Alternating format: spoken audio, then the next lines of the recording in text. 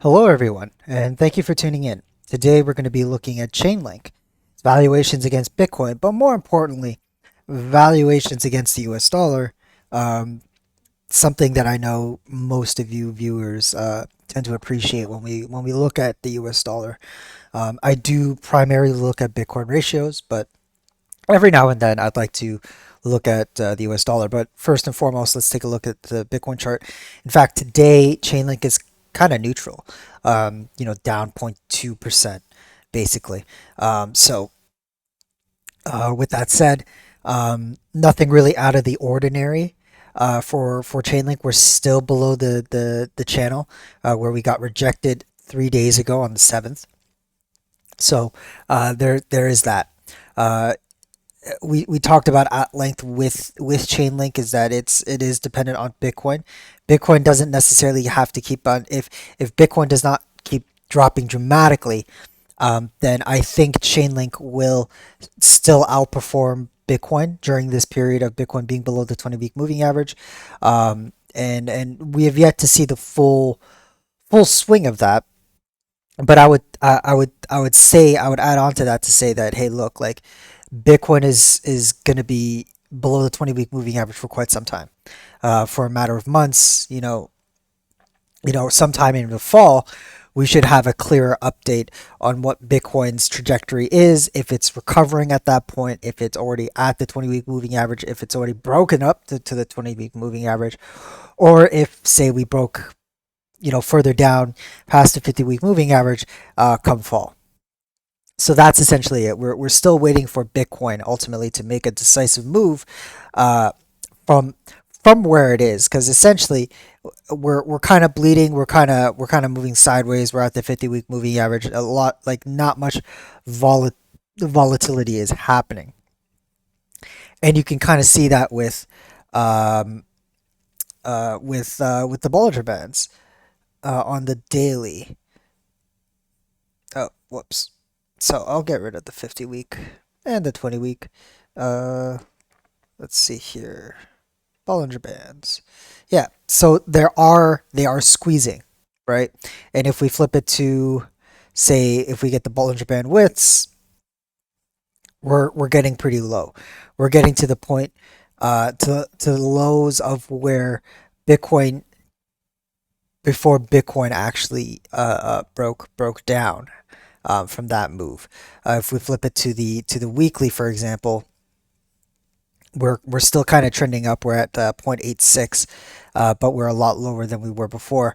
Really big lows would be around 0.37. So we are contracting, but we haven't contracted to the point where we're at like the low historical lows of the Bollinger Band widths. With that out of the way, let me flip it back to Chainlink against Bitcoin. Or sorry, let me flip it to Bitcoin USD. And at the bottom here, you'll see that I've stacked the US dollar. So where are we in terms of the US dollar? We're right below, we're trading at $18.63. We're right below the 50-week moving average. The 50-week moving average, like the 20-week, has shown to be points of support, right? Points here, point here, and currently right now where we are right now. There's one instance where we did go below it, which you could see here, albeit very, very tight and very minute difference between it and the 50 week. But we did go below it if you want to be, black and white about it. Having said that, uh, if we do hold the 50-week moving average, we should be pretty good for Chainlink, right? And even if it does go below, this is what, 4 weeks?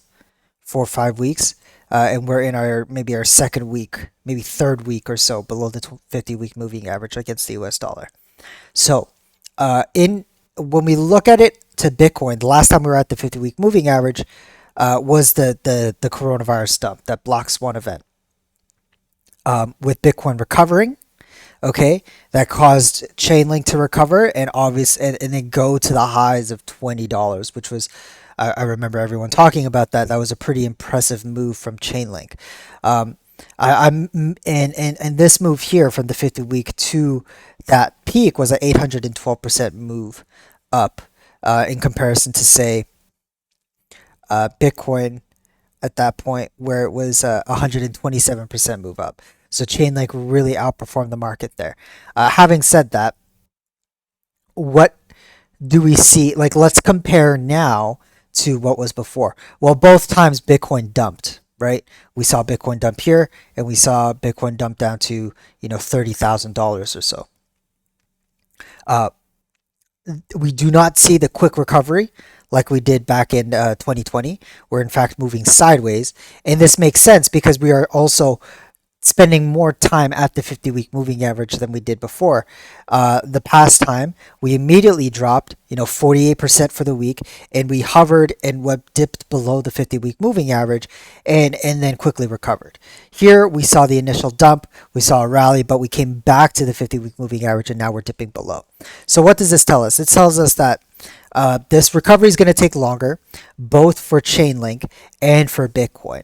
So I could see this happening for a little bit longer. However, the key thing here is that if Bitcoin is able to recover from where it is right now, so let's hypothetically say that this is the bottom, this was the actual bottom, maybe it dips a little lower, but this is pretty much the bottom for Bitcoin. If it begins to recover, Chainlink at this point will also begin to recover, and then we'll see it starting to see it to begin to outperform Bitcoin at that time. That's how I'm kind of seeing it in conjunction with when looking at it with the US dollar pairing. Um, and so that's pretty much it, folks. Like that's kind of like what I'm looking at here. Again, with Chainlink, I'm still extremely bullish on it. It is the third largest position in my portfolio. I think it dipped below the fourth because Uniswap did rally quite a bit the past few weeks, more so than Chainlink. But I'm pretty confident in the weeks and months to come, Chainlink will rally and the valuation will increase and will become the third largest position in my portfolio. The difference is like a couple $100 actually, so it's not big.